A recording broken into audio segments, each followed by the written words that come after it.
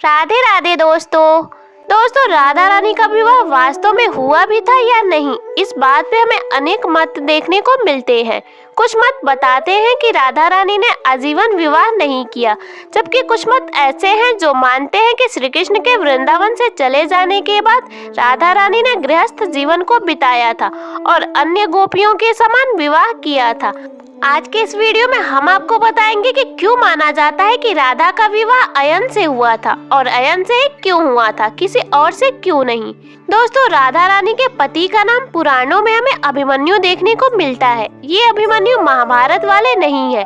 अभिमन्यु को स्थानीय तौर पर अयन भी कहा जाता था। अयन और राधा की कहानी अधिकतम हमें उत्तर भारत के साहित्यों के क्षेत्रों में देखने को मिलती है, क्योंकि श्रीमद् भागवतम महापुराण में राधा जी का जिक्र ही नहीं है।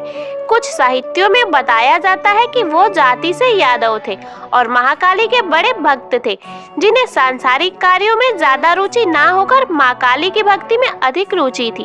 दोस्तों, कुछ पदावलियों में अयन यादव को एक नपुंसक भी बताया जाता है। असल में अयन अपने पूर्व जन्म में काफी तपस्या कर रहे थे ताकि वो माता लक्ष्मी को अपनी पत्नी के रूप में प्राप्त कर सके, किंतु नारायण ने उनकी एक न सुनी। तब अयन ने अपनी तपस्या को और भी ज्यादा कठिन करना शुरू कर दिया। अनेक व्रत किए। उसने अपनी तपस्या में स्वयं को अग्नि कुंड के बीच में लाकर खड़ा कर दिया और ये सब देखकर नारायण को प्रकट होना ही पड़ा, किंतु नारायण ने उन्हें काफी समझाया कि लक्ष्मी जी उनकी पत्नी है, उनकी अनंत संगिनी है। वो कैसे उन्हें ये वरदान दे दे कि वो अयन की पत्नी बने, ये संभव ही नहीं है। किंतु अयन जिद पर अड़े रहे। उसने कहा कि सारा संसार जानता है प्रभु कि आप अपने भक्तों की तपस्या का फल अवश्य देते हैं। आप मेरी इच्छा को ऐसे कैसे ठुकरा सकते हैं प्रभु। तब नारायण को भी अपना कर्म करना पड़ा और अयन को अपना कर्म करते हुए उसके तपस्या का फल देना पड़ा। उसे वो वरदान देना पड़ा जो वो चाहता था। उन्होंने कहा कि लो, तुम्हें देवी लक्ष्मी जी की प्राप्ति पत्नी के रूप में होगी।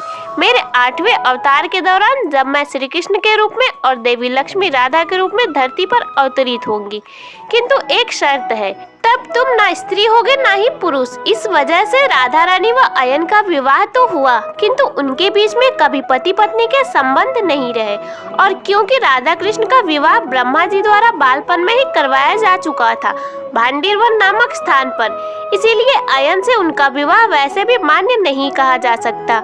राधा रानी के लिए ये विवाह एक जन्म के कर्तव्य से बढ़कर कुछ भी नहीं रहा। उनका हृदय, उनकी आत्मा सदैव श्री कृष्ण को समर्पित रही।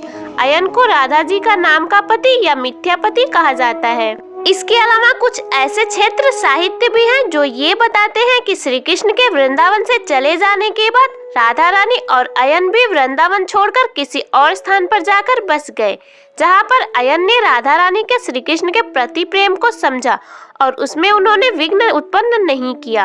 राधा रानी सदैव श्री कृष्ण को समर्पित रही और इस प्रकार उन्होंने एक आम गृहस्थ जीवन व्यतीत किया।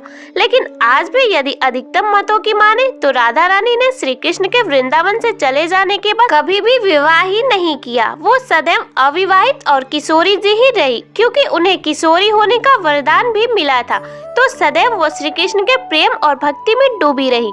और अयन से शादी होने के तर्क को ये लोग मिथ्या मानते हैं, लेकिन बंगाल में और पदावली लिटरेचर में काफी हद तक हमें अयन के होने के मत मिलते हैं।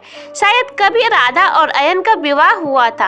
वास्तव में राधा रानी के और हम सभी के एकमात्र पति तो श्री कृष्ण ही हैं और रहेंगे भी, क्योंकि पति का वास्तविक अर्थ होता है वो जो कि हमारे सर्वस्व की सदैव रक्षा करे, उसका मान करे, और श्री कृष्ण के अतिरिक्त और किसी में इतना सामर्थ्य हो ही नहीं सकता है। दोस्तों, आपका क्या मानना है इस मुद्दे पर, हमें कमेंट करके जरूर बताएं। और अगर आपको ये वीडियो पसंद आई तो ऐसी और वीडियो देखने के लिए जल्दी से हमारे चैनल को सब्सक्राइब कर लीजिए और नोटिफिकेशन बेल को भी ऑन कर लीजिए, ताकि हमारी सारी वीडियोस के नोटिफिकेशन सबसे पहले पहुंचे आप तक। राधे राधे।